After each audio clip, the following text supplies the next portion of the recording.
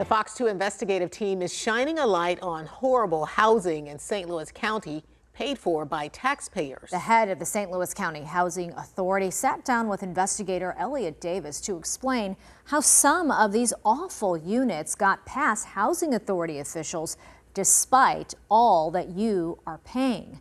That investigation is tonight's. You paid for it.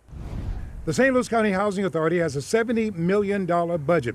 The lion's share of that money goes to pay landlords who provide a place to live for folks getting government rent subsidies. But you're not getting your tax dollars worth on some of those properties. Once I helped a mentally disabled woman living in the Lucas and Hunt apartment complex in North County. She had falling ceilings as well as flooding and mold in the unit.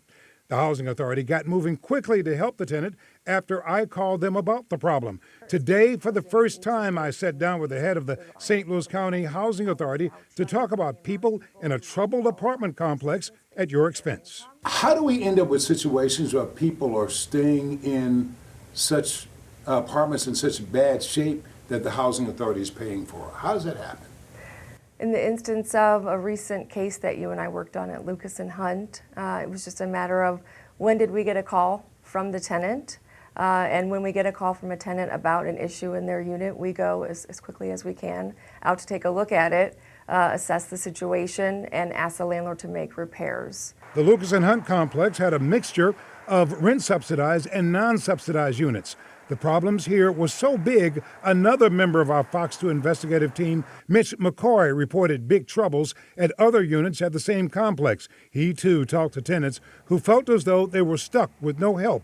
It got so bad, the county even condemned some of the units. The management company was extremely difficult to get a hold of, and so not just that tenant, but other tenants as well had a hard time reaching them. The Housing Authority did a comprehensive search of all the units that taxpayers were paying for. What did you determine about that particular complex? What was your assessment? In that instance, we know that basically there's an absentee property manager and that there are folks living in the conditions that you pointed out, and some of those folks needed to be issued another voucher so that they could move somewhere else, and other folks were able to work with the landlord to make the repairs. So do you still send people there? No, when a landlord?